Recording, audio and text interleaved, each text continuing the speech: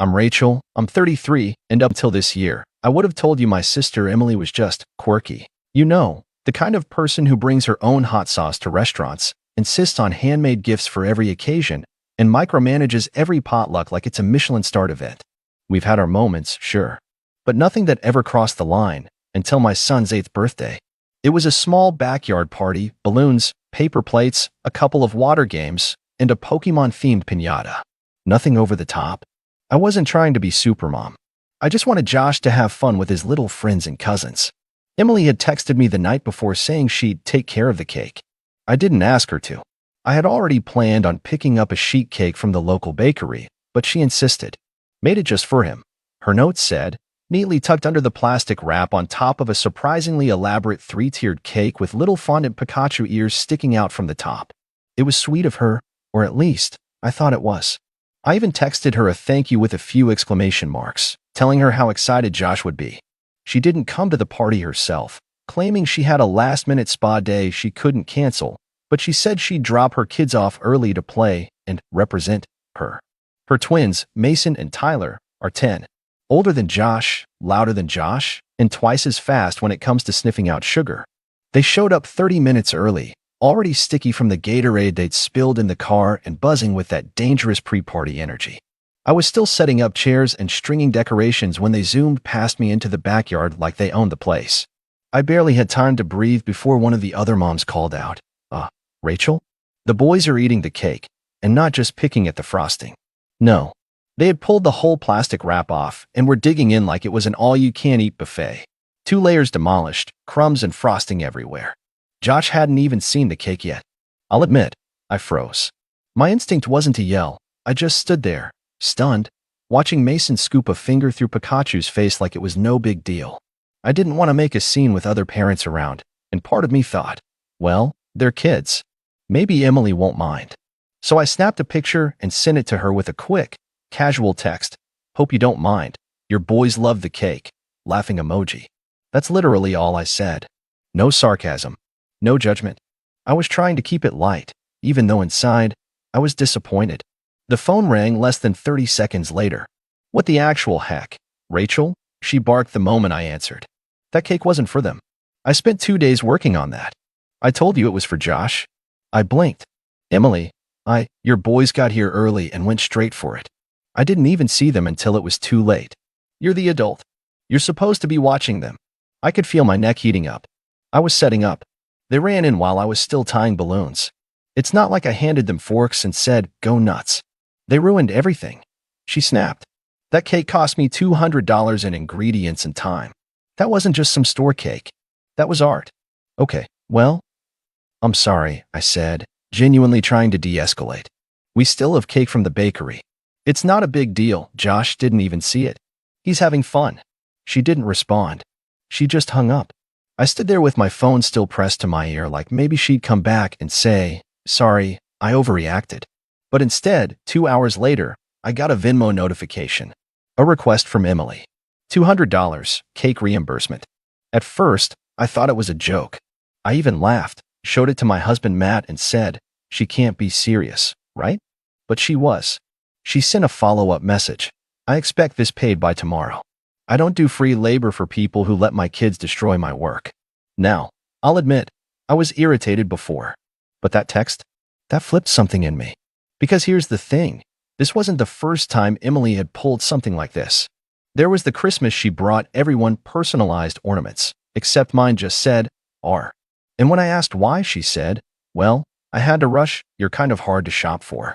Or the time she offered to help with my baby shower and then hijacked the whole thing, making it all about her future niece or nephew, and giving a long speech about how she was the reason I was even a mom to begin with. I'd always brushed it off, told myself she just liked attention, that it wasn't worth the family drama to call her out. But now she was demanding money for a cake her own kids ate? I was done tiptoeing. I didn't respond right away. I just let the request sit there. She sent another text the next morning. Hey, haven't seen the payment come through. Just reminding you before I escalate this to mom and dad. Oh, of course. And like clockwork, that afternoon I got a call from our mother. Rachel, she said in that disappointed tone she perfected sometime around 1998. What happened with Emily's cake? I sighed. Mom, Her kids showed up early and ate it. That's what happened. Well, she says you were careless, that you didn't appreciate her gift. You know how much time she put into that. She didn't even stay for the party, I snapped. And now she wants me to pay her because her own children ruined her surprise? That's not normal. You were the host, Mom said slowly. Maybe you should have been more aware. I think $200 is fair. I nearly dropped the phone. Are you serious? Look, I'm not taking sides, she said. But it's your nephew's birthday. Maybe just pay her and move on. I hung up, and for the first time in my life, I didn't feel guilty about it. Not even a little. Because something clicked. This wasn't about a cake. It was about control. About Emily constantly putting herself in the spotlight, twisting narratives so she always came out as the victim or the hero, depending on what suited her best. I wasn't going to play that game anymore. Instead, I went digging. See, Emily has a small home baking business on the side. Mostly for fun, she sells a few cakes a month through Instagram and always brags about how she doesn't need the money, just does it for the art. But I remembered she told me once, at a family dinner, that she didn't have a food handler's license because technically she doesn't sell publicly, just by word of mouth.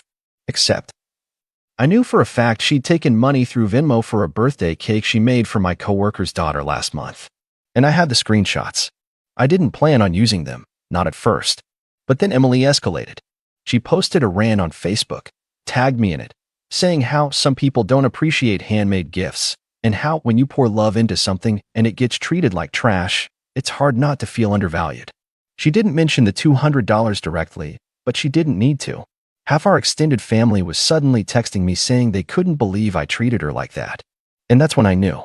This wasn't just about a cake anymore. It was about setting a boundary and making sure this time it actually stuck. I didn't respond to her post. Not publicly, anyway. I didn't even leave a comment. I just watched the likes and sympathetic comments roll in from people who had no idea what had actually happened. Cousins who hadn't spoken to me in years were suddenly writing things like, "You're such a good sister, Em. Don't let people walk all over you." I felt the heat building in my chest, that slow, tight feeling that always crept in when I felt cornered but couldn't scream. Matt asked me if I wanted him to say something. I said no. I needed to handle this myself. I wasn't going to play her game. I was going to flip the board. So, I waited. 2 days. 3. Let the Venmo request expire. Let the whispers in the family chat build. My mom even sent me a passive-aggressive message. Still no apology? You used to have more grace than this. That one stung. Not because I cared what she thought, but because I realized how long they'd been enabling Emily. Grace, to them, meant silence. It meant compliance. And I was done with both. So I made one call. To my coworker, Tanya. The one who bought the unicorn cake from Emily last month and paid via Venmo. I asked her if she'd mind forwarding me the receipt Emily sent, along with the conversation they had about pricing. Tanya was more than happy to oblige, especially when I told her what was going on. Then I went to the official health department's site, pulled up the cottage food law page, took screenshots, highlighted the section that said food sales, even from home, needed a license, and how failure to comply could result in penalties. Emily's little side hustle wasn't legal. She told me as much, bragging that she was too small to be noticed. I still wasn't planning to report her. That's not who I am. But I was going to make sure she knew I could. That if she wanted to keep poking me, she was playing a dangerous game. So I sent her a message. Simple. Calm. Hi, Emily. I'm sorry your boys got into the cake. I didn't invite them early, and I didn't think I had to guard it like the crown jewels. I won't be paying your Venmo request. If anything, you should be thanking me for not sending you a bill for cleaning up the frosting they smeared all over my patio furniture. Also, just a friendly reminder, running a baking business from home without the proper food permits is illegal in our state. Someone might want to check that out before demanding $200 over text. I attached the screenshots. The law. The Venmo payment from Tanya. Her Instagram post where she offered custom cakes starting at $150. I didn't threaten her. I didn't need to. She left me on read. For an entire week. No comments. No Venmo requests. No passive-aggressive Facebook quotes about people who don't support small businesses. Just silence. Until Sunday afternoon, when my mom showed up at my door with a plastic container of grocery store cookies and a sheepish smile. I brought treats for Josh, she said, like that would undo everything. I crossed my arms. Did Emily send you? No, she said, but her eyes darted. Okay, yes. She's upset. She said you're trying to ruin her business. She tried to invoice me for something her kids ruined. I cut in. Then dragged my name through the mud when I wouldn't pay. All while illegally running a business she never registered. She's embarrassed, Rachel. Good. Maybe she should be. Mom shifted uncomfortably. She says she's scared now. That you might report her. I said nothing. Just stared at her. Will you? Mom finally asked. That question hung in the air for a moment too long. And I realized that wasn't fear in her voice. That was expectation. Not will you as in will you actually do this, but please don't. Because family is supposed to let each other get away with stuff. And that's when I knew what I had to do. I didn't answer my mom. I just walked back inside, leaving her standing on the porch holding those discount cookies like they were some kind of peace treaty. Instead of calling Emily, I posted something. Not to be petty, not to start drama, but to set the record straight. Hi everyone. I've stayed quiet for a few days because I didn't want to turn my son's birthday into a circus. But since a lot of people seem to have heard Emily's side of the cake incident, here's mine. Emily made a cake and dropped it off. Her kids arrived early and ate most of it before the party started. She then demanded $200 from me for the cake and posted vague accusations online when I declined. I was blamed for not supervising her children, then guilt for not paying. Just to clarify, I did not ask her to make a cake. I had already ordered one from the bakery. Her gesture, while appreciated, was unsolicited, and the mess her kids left was extensive. I have no interest in continuing this drama, but I won't be villainized for drawing a boundary. I love my family, but love doesn't mean letting people walk all over you. I didn't name call. I didn't mention the illegal business, but people read between the lines. The comments started rolling in almost immediately. Thanks for clearing that up, Rachel. Honestly, good for you. Saw the post she made, was wondering what really happened. She charged you. For real. No one clapped back. No one took her side this time. In fact, a few people unfollowed her bakery account quietly over the next few days. I didn't report her. I didn't need to. Her own actions were doing the damage for me. But Emily wasn't going to go down without one last swing. 3 days later, I got a letter in the mail. Not from a lawyer, not from a court, but from Emily herself. A handwritten, double-sided letter in pink ink, full of dramatic language like betrayed trust, sabotage, and emotional distress. She said she was deeply hurt and couldn't believe I'd throw years of sisterhood away over a cake. And then, at the bottom, scrawled in loopy cursive, P.S. You still owe me for the cake, $200. I accept PayPal now too. That was the moment I knew she hadn't learned anything. And that's when I decided it was time to stop playing defense and start playing offense. I didn't reply to the letter, not out of politeness or shock or even disbelief anymore, but because I was finished talking. Emily didn't want resolution. She wanted control. And every time I responded, every time I defended myself or tried to explain, it gave her more room to twist things, to perform her martyrdom for the family stage. But I wasn't the same person I'd been even a few months ago. I'd grown tired of keeping the peace at the cost of my own sanity. So I moved quietly. I had no intention of dragging this feud into some legal battlefield or calling a health inspector to storm her kitchen. But I did want one thing: distance. Real, clear, undeniable distance. First, I unfollowed her on every platform. Instagram, Facebook, even Pinterest, gone. She noticed. She always noticed. I know because not 2 hours later, I got a text from our cousin Danielle that read, "Whoa, just saw you and aren't connected anymore. You okay?" I just replied, "I'm good. Just keeping boundaries." But that was only step one. Step two came a week later when a mutual friend, Monica, messaged me asking if I'd be okay if she hired Emily to make her wedding cake. Monica had seen the drama unfold online and wanted to be respectful, which I appreciated more than I could say. So I told her the truth. Not rumors, not exaggerations, just facts. She does beautiful work, no doubt. But I'd be careful. She doesn't have a food license, and she charges clients through Venmo, so there's no real accountability if something goes wrong. Also, if anything happens to the cake, if a guest knocks it over or a caterer slices it wrong, there's a real chance she'll demand full compensation, like she did with me, even when it wasn't anyone's fault but her own kids. Monica didn't say much, but a few days later, I noticed she posted a photo of her finalized wedding cake tasting with a completely different baker. I didn't gloat. I didn't screenshot it and send it to anyone. But I won't lie, I slept really well that night. Meanwhile, The rest of the family started drifting. Not entirely, not all at once, but slowly, I noticed the tide shifting. Group chats went quiet whenever Emily posted her dramatic stories. People who used to jump to her defense started staying silent. A few even started texting me behind the scenes with their own Emily stories. She did the same thing at my baby shower, one cousin wrote. Made me this huge diaper cake, then told everyone I owed her $100 for the materials.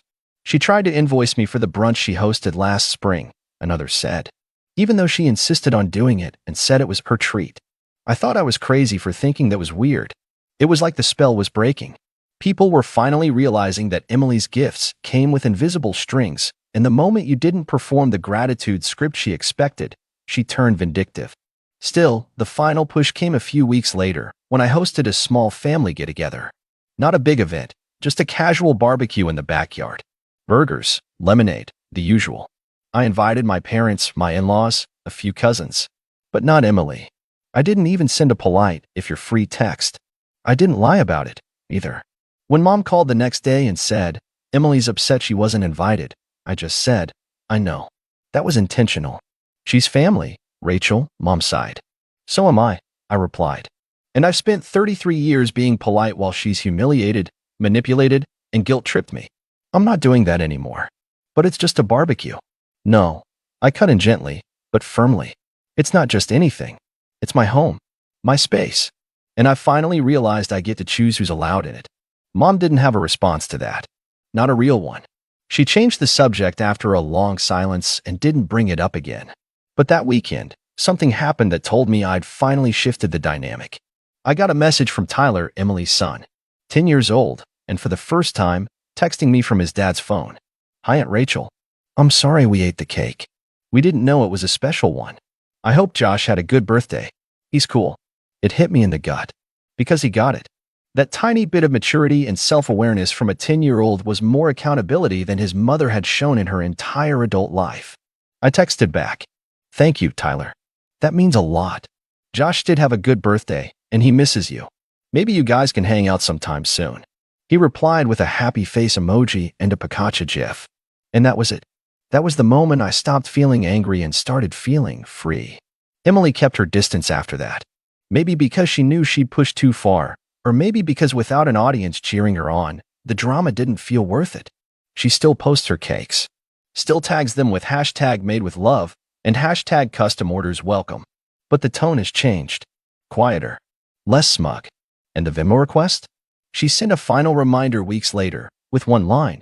You still owe me for that cake. This time, I replied. I owe you nothing. But I do hope you learned something. I hit block and didn't look back. Because here's what I've learned. Sometimes, the most powerful revenge isn't about getting even. It's about getting out. Out of toxic patterns. Out of fake smiles. Out of roles you never agreed to play. And once you're out, you realize how peaceful life can be without all the noise. My son still talks about that birthday party, about the pinata, the water balloons, and the bakery cake with the edible pokeballs. He doesn't remember the fight over the special cake. He just remembers laughing with his cousins and eating too much icing. And that's how I know I did the right thing. Because that's what birthdays should be about. Not guilt. Not invoices. Not drama. Just joy. I never heard from Emily again after that final message. Not directly, anyway. I blocked her on everything: phone, socials, even email. And when family events came up, I made it clear, if she's invited, I'm not coming. Not as a threat, just a fact.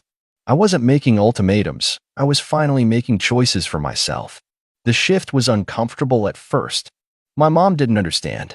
She kept trying to mediate, insisting Emily was just high-strung and meant well deep down. But eventually, even she stopped pushing. She saw that I wasn't budging. She saw that I meant it this time. And I think, on some level, it made her reevaluate things too. The next holiday came, Thanksgiving. My husband and I hosted it ourselves, just a small gathering. I invited my parents, my cousins, a few close friends. Emily wasn't invited. For the first time in years, I didn't spend the week before dreading the day. There were no last-minute guilt trips, no sideways comments, no anxiety about what drama she might stir up. Just good food, good company, and actual peace. Even my mom, as reluctant as she was at first, admitted on the drive home that it was the most relaxed Thanksgiving she could remember. Do you miss her? She asked, carefully. I looked at my son, curled up on the couch in his post-dinner days, still wearing his paper turkey hat. I thought about the years I spent trying to keep everyone happy, walking on eggshells so Emily wouldn't explode or twist things around. I thought about how many birthdays, holidays, and conversations I'd let her hijack with her drama. "No," I said. "Not even a little." Mom nodded. And to my surprise, she didn't argue. I think a part of her finally got it. A few months later, I heard through the grapevine that Emily's baking business had gone quiet. Her Instagram hadn't been updated in weeks. Apparently, someone reported her for operating without a food license. Not me. I never filed anything, but someone did. Maybe another client she tried to shake down, or a neighbor who'd had enough. She posted one last dramatic story, saying she was taking a break from toxic people and ungrateful clients. Then her account went dark. I didn't celebrate it. I didn't need to. That wasn't my victory to take.